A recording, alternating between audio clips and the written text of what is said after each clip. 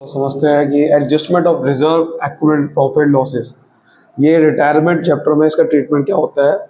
और ये ट्रीटमेंट बिल्कुल सेम है जो आपने चेंज इन पीएसआर चैप्टर पढ़ा होगा, जो आपने एडमिशन पढ़ा होगा। वो क्या है, देखो बैलेंस शीट में एसेट साइड पे तीन चीज़ें आपको देखनी है, दो चीज़ें देखनी है मेन आपको। Profit and loss account, deferred revenue expenditure, जिसका नाम लिखा हुआ मिल सकता है एडवर्टीजमेंट सस्पेंस अकाउंट। फिर आपको लायबिलिटी में दो चीज़ें देखनी है, profit and loss account, reserve, कोई भी रिजर्व हो, कोई भी फंड हो, एक फंड को छोड़ के, उसका नाम क्या है, ईपीएफ, एम्प्लॉइज प्रोविडेंट फंड, इसको नहीं देखना, ये एक नॉर्मल लायबिलिटी है। बाकी ये जितनी भी चीज़ें हैं ये सब पार्टनर को डिस्ट्रीब्यूट होती है, पार्टनर को बंटती है, तो इनको बांटने की हमें एंट्री समझनी है। तो ये डिस्ट्रीब्यूट होगा, ये भी डिस्ट्रीब्यूट होगा, ठीक है। तो ये पार्टनर को डिस्ट्रीब्यूट होते हैं। मैंने क्या बताया, ये सारी चीज़ें पार्टनर को डिस्ट्रीब्यूट होगी, सिर्फ एक चीज़ को छोड़कर, ईपीएफ, ठीक है। तो एसेट साइड पे दो चीज़ें देखनी है, लायबिलिटी में दो चीज़ें देखनी है। अब डिस्ट्रीब्यूट करने की एंट्री क्या होती है, लायबिलिटी का क्रेडिट बैलेंस होता है, एसेट का डेबिट बैलेंस होता है। जब भी हमें किसी चीज़ को डिस्ट्रीब्यूट करना है तो वो बैलेंस शीट से हट जाती है। अब मुझे अगर इसको हटाना है तो ये अगर क्रेडिट बैलेंस है, इनको डेबिट करना होगा, ऐसे ही इनका अगर डेबिट बैलेंस है, इनको क्रेडिट करना होगा क्योंकि हटाना है। तो अगर क्रेडिट है तो इनको डेबिट कर देंगे, यानी कि प्रॉफिट एंड लॉस अकाउंट को कर देंगे डेबिट। कोई भी रिजर्व को हटाना है या कोई फंड को हटाना है तो डेबिट कर देंगे। और किन को बांट देंगे, पार्टनर, सारे पार्टनर को, ऑल पार्टनर्स कैपिटल।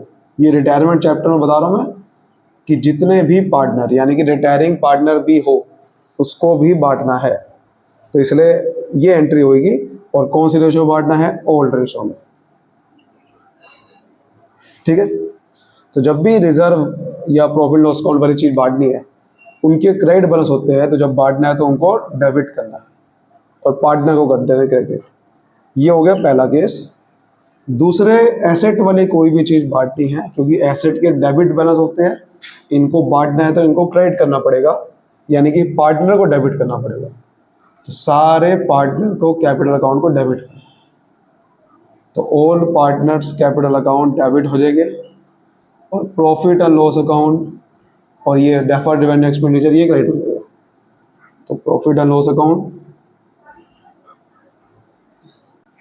और डेफर्ड रेवेन्यू एक्सपेंडिचर, जिसका नाम हो सकता है एडवर्टीजमेंट सस्पेंस अकाउंट। और इनको कौन सी रेशो बांटना है, ओल्ड रेशो बांटना। क्लियर है। तो ये हमें पहले एंट्री समझनी है कि इसको बांटने की एंट्री ये होगी और इसको बांटने की एंट्री ये होगी। इसको बांटने के लिए पार्टनर डेबिट हो गए, इसको बांटने के लिए पार्टनर क्रेडिट हो गए, ठीक है। क्वेश्चन में कभी ये भी कह सकता है कि इनको बांटो मत, वो स्पेशल केस है।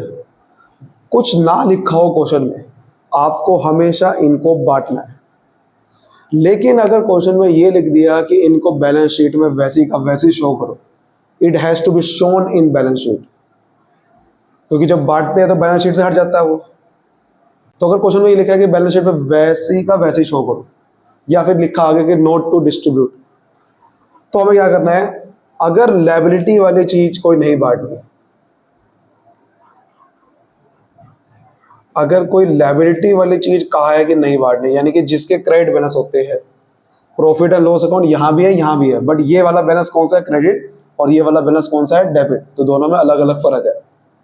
अगर क्रेडिट बैलेंस वाली कोई चीज नहीं बांटी तो उसकी एंट्री करनी होती है आपको गेनिंग टू सेक्रीफाइस, यानी कि गेनिंग पार्टनर से लेना है, सेक्रीफाइसिंग वालों को देना है। यह आपने चेंज इन पीएसआर में, और यही आपका ट्रीटमेंट गुडविल का भी था। आपने जो इस चैप्टर में गुडविल का ट्रीटमेंट पढ़ाया है वो यही पढ़ा होगा कि आप गेनिंग पार्टनर को डेबिट करते थे, रिटायरिंग पार्टनर को ऐड करते थे। यहाँ भी बोलकर वो ये मतलब है कि गेनिंग से लेना है, सेक्रीफाइसिंग को देना।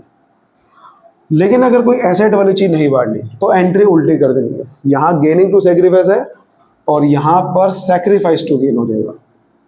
तो जब भी कोई डेबिट बैलेंस वाली चीज नहीं बांटनी तो उसकी एंट्री सेक्रीफाइस टू गेन होंगे। इन सभी सिनेरियो को आइए हम एक एक करके क्वेश्चन के थ्रू समझ। आइए इस क्वेश्चन को समझते हैं। इसमें लिखा हुआ है कि ए बी सी पार्टनर्स है। B decided to retire from the firm. B retire होना चाहता है और उसके बाद प्रॉफिट एंड लॉस अकाउंट में डेबिट बैलेंस है। ये बहुत इंपॉर्टेंट है। देखो मैंने को बताया था कि दो बैलेंस होते हैं, डेबिट और credit. Profit and loss account एक होता है लायबिलिटी में, एक होता है एसेट में। अगर डेबिट बैलेंस है, कौन सा वाला है? एसेट वाला है। ये एसेट वाला है। जनरल रिजर्व 90,000 रुपये का है और जनरल एंट्री पास करके देखो यहाँ पर ये बताया नहीं है किसको डिस्ट्रीब्यूट करना है या नहीं करना। जब कुछ ना बताया हो तो आपको डिस्ट्रीब्यूट ही करना है, ठीक है। तो देखो कैसे करेंगे डिस्ट्रीब्यूट। तो जैसे मैंने बताया कि सबसे पहले इसको अलग करते हैं। अगर कोई भी एसेट वाली चीज डिस्ट्रीब्यूट करनी है तो इनके बैलेंस डेबिट होते हैं एसेट वालों के, और जब डिस्ट्रीब्यूट करना है तो उनको क्रेडिट करना है, पार्टनर को डेबिट करना है, सभी पार्टनर को, चाहे ये हो चाहे ये हो चाहे ये हो। रिटायर हो गया हो उससे कोई मतलब नहीं है, सबको डिस्ट्रीब्यूट करना है। तो ए बी सी तीनों को बांटेंगे और नीचे क्या लिखेंगे फिर? To profit and loss account, क्योंकि ये डेबिट बैलेंस है। एसेट वाली चीज कोई बांटनी है तो उसे क्रेडिट करना है, पार्टनर को डेबिट करना है। तो A is capital account debit, B is capital account debit और C is capital account debit. Profit and loss account का बैलेंस लिख लेते हैं जो कि 60,000 रुपये लिखा हुआ है, और फिर आपको इसको डिस्ट्रीब्यूट करना है। कौन सी रेशो में? ओल्ड रेशो में। ओल्ड रेशो क्वेश्चन में गिवन ही नहीं है, तो जब गिवन ही नहीं है तो इक्वल होती है, आधा आधा। तो इसको आधा आधा 3 में बांटेंगे, 3 से डिवाइड करेंगे इसे, तो 20,000 रुपये आएगा इसको, फिर 20,000 रुपये इसको आएगा और 20,000 रुपये इसको आएगा, ठीक है। चलो सेकंड एंट्री करते हैं। जनरल रिजर्व 90,000 का आपको क्वेश्चन में गिवन है। जनरल रिजर्व लायबिलिटी में आता है। जैसे मैंने को पीछे अभी लायबिलिटी में लिखा था कि कोई भी रिजर्व हो, कोई भी फंड हो, वो डिस्ट्रीब्यूट होगा, तो ये रिजर्व है और रिजर्व लायबिलिटी बैलेंस है। लायबिलिटी का बैलेंस क्रेडिट होता है, तो जब उसे डिस्ट्रीब्यूट करना है तो डेबिट करना है, यानी कि जब भी कोई रिजर्व फंड को डिस्ट्रीब्यूट करना है तो उसे डेबिट करना है। तो यहाँ लिखेंगे जनरल रिजर्व अकाउंट डेबिट, ठीक है। जब भी कोई लायबिलिटी वाली चीज बांटनी है तो उस लायबिलिटी को डेबिट करना है और पार्टनर को क्रेडिट करना है। कौन से पार्टनर को? सभी पार्टनर को, तीनों को। तो A B C, A is capital account, B is capital account और सी इज कैपिटल। यहाँ देखिएगा 90,000 है। कौन सी रेशो में डिस्ट्रीब्यूट करना है? ओल्ड रेशो नहीं है तो आधा आधा। 3 बंदे तो 3 से डिवाइड कर दो, 3 से डिवाइड करोगे तो 30,000 आएगा। तो 30,000 रुपये इसको, 30,000 रुपये इसको और 30,000 रुपये इसको। समझ आ गई बात? चलिए अब कुछ और क्वेश्चन देखते हैं। एक्स वाई जेड पार्टनर है जो कि 3-1 में प्रॉफिट बांट रहे हैं। जेड रिटायर हो गया है, ठीक है, और एक्स और वाई की नई रेशियो इस पर बता देती है। मतलब क्वेश्चन में क्या लिखा है देखो आपके सामने कि एक्स वाई जेड 3 बंदे हैं जिनकी पुरानी रेशियो 3-1 है। जेड रिटायर हो गया है और एक्स और वाई की नई रेशियो बता रखी है। ये ओल्ड है और ये न्यू। आपको क्या रखा है कि उस डेट में कंटिजेंसी रिजर्व आपके सामने 24,000 पे गया है और एडवर्टीज सस्पेंस अकाउंट याद है ये कहाँ लिखा जाता है? अभी पीछे स्टार्टिंग बताया था एसेट में। एसेट में जो लिखा था ना डेफर्ड रेवेन्यू एक्सपेंडिचर, उसका ही एग्जांपल है ये एडवर्टीज सस्पेंस। और ये तो आपको पता ही है कहाँ लिखा था? रिजर्व लायबिलिटी साइड पे। कह रहे हैं कि it is decided that contingency reserve is to be shown in balance sheet. आपको याद है मैंने स्टार्टिंग में बताया था क्वेश्चन में कुछ ना लिखा हो तो बैलेंस शीट से उसे हटा देते हैं। बैलेंस शीट से हटाते हैं तो उसका मतलब वो हट जाता है, डिस्ट्रीब्यूट करते हैं उसे, तो बैलेंस शीट से वो हट जाता है। लेकिन जब अगर ये कह दे कि बैलेंस शीट में उसे शो करो, शो करके रखो, यानी कि वो ये कहना चाह रहा है डिस्ट्रीब्यूट ना करो, क्योंकि जब हम बैलेंस शीट में उसको शो करके रखेंगे तो उसका मतलब वो डिस्ट्रीब्यूट नहीं करेगा। डिस्ट्रीब्यूट ना करने की बात कर रहा है। इसके बारे में कुछ नहीं लिखा हुआ, यानी कि इसको तो डिस्ट्रीब्यूट करना है, हमें जनरल एंट्री पास करनी है, तो इसकी डिस्ट्रीब्यूट करने की जनरल एंट्री नहीं करनी। तो जब जनरल एंट्री डिस्ट्रीब्यूट करने की नहीं करनी होती तो कौन सी करनी होती है? फिर एडजस्टमेंट एंट्री करनी होती है। और एडिशनल एंट्री क्या है, मैंने आपको बताया कि अगर कोई लायबिलिटी वाली चीज नहीं बांटनी तो गेनिंग टू सैक्रिफाइस, और एसेट वाली चीज नहीं बांटनी तो सैक्रिफाइस टू गेन। और यहाँ पर ये कौन सी चीज बांटनी नहीं है, लायबिलिटी वाली। रिजर्व कौन सा होता है, लायबिलिटी वाला। तो हमें गेनिंग और सैक्रिफाइस निकालना पड़ेगा, लेकिन वो कैसे निकालते हैं, हमें एक रेशो का सहारा लेना है, गेनिंग रेशो, क्योंकि रिटायरमेंट चैप्टर में कौन सी रेशो चलती है, गेनिंग रेशो। और गेनिंग रेशो का फॉर्मूला होता है न्यू रेशो या new share minus old share, new share minus old share. अगर क्योंकि आपको गेनिंग और सैक्रिफाइस पता होना चाहिए ना कौन हुआ।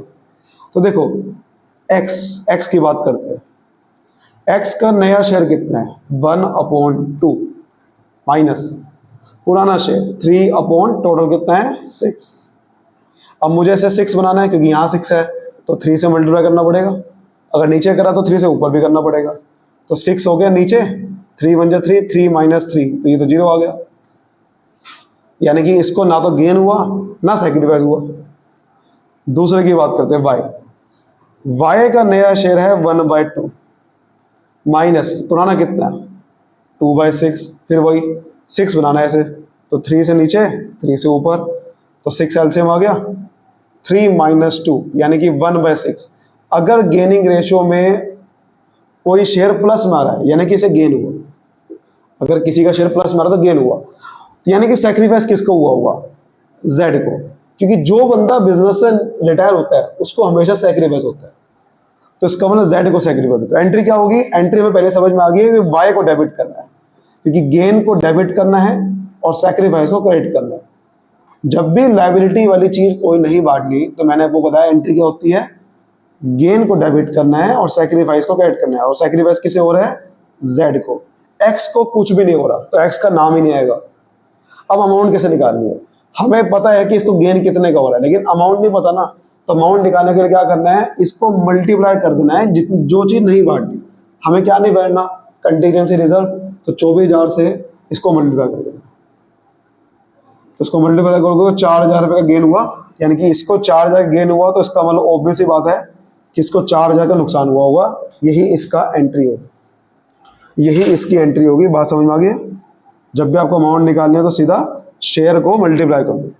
अब इसके बारे में तो कुछ बता नहीं रखा था, तो इसको तो डिस्ट्रीब्यूट करने की एंट्री करनी है, वो क्या होती है, अब ये हमने पहली एंट्री कर दी। इसके बारे में कुछ नहीं बता रखा, इसको डिस्ट्रीब्यूट करना है, एसेट वाली है ये, एसेट वाली चीज कोई भी डिस्ट्रीब्यूट करनी होती है तो मैंने बताया कि पार्टनर डेबिट होता है, यानी कि सारे पार्टनर डेबिट हो जाएंगे और ये क्रेडिट हो जाएगा, क्योंकि जब भी एसेट वाली चीज बांटनी है तो वो चीज क्रेडिट हो जाती है और पार्टनर डेबिट हो जाते हैं। तो X capital account debit, Y capital account debit, Z capital account debit, ठीक है। और एडवर्टाइज सस्पेंस अकाउंट का 12,000 रुपये का बैलेंस है, तो 12,000 को डिस्ट्रीब्यूट करेंगे कौन सी रेशो में, ओल्ड रेशो में, 3:1, 3:1 में डिस्ट्रीब्यूट करेंगे। तो पहले इसे 6 के डिवाइड, ये क्योंकि इसका टोटल 6 है, इसको 6 से डिवाइड कर दो, 2,000 आता है। फिर 2,000 को 3 से मल्टीप्लाई करो, 6,000 आता है। 2,000 को 2 से करो, 4,000 आता है। और 2,000 को 1 से करोगे, 2,000 आता है। ये हमारी सेकेंड एंट्री। उम्मीद करता हूँ ये क्वेश्चन आपको समझ में आया, ठीक है। चलिए एक और क्वेश्चन देखते हैं। MNO पार्टनर है, 532 में प्रॉफिट बांट रहे हैं। एन रिटायर हो गया बिजनेस से और इनकी नई रेशो बिटवीन MNO की दे रखी है। फिर वही केस है, तो यहां पर हम लिखे तो MNO जिनकी पुरानी रेशो 532 थी और ये ओल्ड थी, जबकि उसमें से एन रिटायर हो गया है, और एम और ओ की नई रेशो बता रखी है क्वेश्चन में 3:2।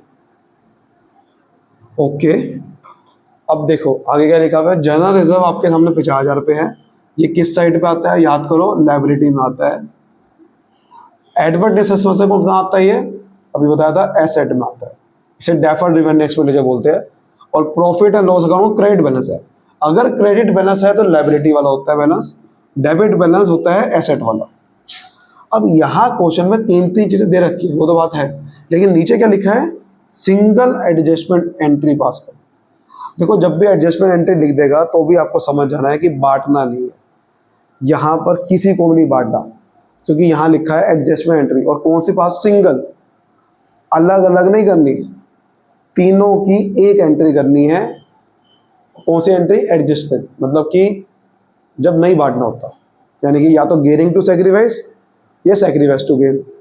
मैंने क्या बताया, जब लायबिलिटी वाला बैलेंस है तो गेनिंग टू सेक्रीफाइस, और एसेट वाला बैलेंस है तो सेक्रीफाइस टू गेन। लेकिन यहाँ अलग अलग नहीं बांटना, अलग अलग मतलब एंट्री नहीं करनी, एक साथ करनी। तो जब एक साथ करनी होती है ना, तो सबसे पहले आपको इन तीनों की अमाउंट को एक बनाना होगा, क्योंकि जब आपने एंट्री एक करनी है तो आपको अमाउंट भी एक चाहिए होगी। तो उसके लिए क्या करेंगे हम? नेट इफेक्ट निकालेंगे। तो सबसे पहले क्या निकालना पड़ेगा? Calculation of net effect. Net effect का मतलब है कि इनको एक साथ हम सोल्व करेंगे, इनको प्लस करेंगे। एक बात ध्यान रखना, जिसका भी क्रेडिट बैलेंस होगा वो बैलेंस आपको प्लस का मानना है, और जिसका भी डेबिट बैलेंस होगा वो बैलेंस आपको नेगेटिव का मानना है। ठीक है, क्योंकि हम पार्टनर के हिसाब से देखते हैं, पार्टनर में क्रेडिट का मतलब प्लस होता है और डेबिट का मतलब माइनस होता है। तो आपको ये मान के चलना है कि जो भी क्रेडिट बैलेंस होता है उसे प्लस में लिखेंगे। अब देखो एक एक अमाउंट लिखते हैं। जनरल रिजर्व, जनरल रिजर्व 50,000 रुपये है, और ये लायबिलिटी वाला बैलेंस है, यानी कि प्लस का, क्योंकि क्रेडिट बैलेंस होता है लायबिलिटी का, तो ये प्लस का 50,000 है। दूसरा एडवर्टीजमेंट सस्पेंस अकाउंट, ये बैलेंस कहाँ लिखा जाता है? एसेट में। एसेट में का मतलब नेगेटिव बैलेंस है, क्योंकि एसेट का बैलेंस होता है डेबिट, तो ये नेगेटिव में लिखेंगे 1,00,000 रुपये। Profit and loss account, credit balance है, यानी कि प्लस का बैलेंस है, क्योंकि लायबिलिटी वाला बैलेंस है प्लस का होता है, प्लस का भेजाने के लिए। ये तीनों को अब सोल्व कर लो आप, यानी कि प्लस वाले को प्लस करो और माइनस से माइनस कर दो। यहां पर थोड़ा सा मैं अमाउंट चेंज कर देता हूं, क्योंकि फिर आंसर सही नहीं आएगा। यहां पर मैं 1,00,000 कर देता हूं, ठीक है? तो ये 1,00,000 कर देते हैं। अब देखो प्लस वाले को प्लस करते हैं, 1,00,000 और 50,000, 1,50,000 हो गया। 1,50,000 में से 1,00,000 गए, 50,000, तो हमने सोल्व कर देना ऐसे। तो 50,000 होगा, नेगेटिव का हुआ पॉजिटिव का हुआ। भाई 1,50,000 में से 1,00,000 माइनस कर रहे हैं तो पॉजिटिव का हुआ, क्योंकि बड़े को छोटे से कर रहे हैं तो पॉजिटिव का हुआ। ये आ गया नेट इफेक्ट। अब देखो पॉजिटिव का हुआ का मतलब क्या है? पॉजिटिव का मतलब कौन सा बैलेंस होता है? क्रेडिट, तो क्रेडिट बैलेंस हो, यानी कि अब एंट्री कौन सी करनी है? मैंने क्या बताया, जिसका भी क्रेडिट बैलेंस वाली चीज होती है, जब भी कोई क्रेडिट बैलेंस वाली चीज नहीं बांटती तो एंट्री क्या करते हैं? Gaining to sacrifice. तो यहाँ पर भी वही करनी है। तो जब भी नेट इफेक्ट का बैलेंस क्रेडिट बैलेंस आएगा, उसकी एंट्री गेनिंग टू सेक्रीफाइस करनी है। अब वो निकालने के लिए हम वही करेंगे, गेनिंग रेशियो निकालेंगे पहले, कि भाई किसको गेन हुआ किसको सेक्रीफाइस। न्यू में से ओल्ड को माइनस करेंगे। सबसे पहले एम की बात करते हैं। न्यू शेयर कितना है? ये 3/5 माइनस पुराना शेयर कितना है? 5/10। ये 10 है, ये इसको 10 कैसे बनाएंगे? 2 से नीचे 2 से ऊपर, तो 10 एलसीएम आ गया। 3 2 6 माइनस 5 1/10। एन तो रिटायर हो गया, एन की बात छोड़ो, ओ की बात करते हैं। ओ का नया शेयर है 2/5 माइनस पुराना शेयर कितना है? 2/10। इसको 10 बनाना है, 2 से नीचे 2 से ऊपर, तो 4 माइनस 2 यानी कि 2/10। ये 2/10 आ गया। इसका तो आपको निकालना नहीं, क्योंकि ये तो सेक्रीफाइस होगा ही होगा। तो यानी कि आपको एंट्री पहली समझ में आ गई कि इन दोनों को गेन हो रहा है, क्योंकि इनको प्लस मारा है। तो इन दोनों को गेन हो रहा है, तो इन दोनों को डेबिट करेंगे, और जो निकल रहा है पार्टनर उसको क्रेडिट करेंगे, क्योंकि उसका सेक्रीफाइस ही होता है। तो आपकी एंट्री क्या बन गई? एम्स कैपिटल अकाउंट डेबिट, ओस कैपिटल अकाउंट डेबिट, और 2 एंस कैपिटल। अब अमाउंट निकालनी है, बहुत सिंपल है। जैसे मैंने आपको पीछे बताया था, आप क्या कर रहे थे? ये शेयर को मल्टीप्लाई कर रहे थे, जो चीज नहीं बांटी। अब यहाँ तो सिंगल, आपको सिंगल एंट्री पास करनी था, तो आपको नेट इफेक्ट जो निकाला उसको मल्टीप्लाई करना। अगर कोई एक चीज नहीं बांटनी होती तो मैं उससे मल्टीप्लाई करता। तो यहाँ पर इससे मल्टीप्लाई करूंगा। जैसे कि इसको मैं 50,000 से मल्टीप्लाई करूंगा, तो ये कितना आ गया? 5,000 रुपये आ गया। यानी कि एम को गेन कितने का हुआ? 5,000 रुपये का। इसको 50,000 से मल्टीप्लाई करूंगा तो कितना आएगा? ये 10,000 रुपये आएगा। तो 10,000 का गेन इसका हुआ। इसका निकालने की जरूरत नहीं आपको, इन दोनों को प्लस कर कितना आएगा? 15,000 रुपये। तो ये ऐसे करना था। उम्मीद करता हूँ ये क्वेश्चन आपको और ये कॉन्सेप्ट आपको समझ में आए होंगे। ये आपको सीधा मेन क्वेश्चन में बहुत हेल्प करेगी। इस वीडियो में मैंने आपको WCR और IFR का ट्रीटमेंट नहीं बताया, क्योंकि इन दोनों की वीडियो मैंने सेपरेट बना के रखी हुई है। WCR की मैंने आपको सेपरेट वीडियो बनाई हुई है, वो उनका लिंक डिस्क्रिप्शन में डाल रहा हूँ मैं। IFR की भी बना रखी है, तो वो जाके जरूर देखना। फिर आप आगे जो क्वेश्चन मैं कराऊंगा बड़े बड़े, वो आप में बहुत हेल्प होगी आपको। मिलते हैं नेक्स्ट वीडियो में।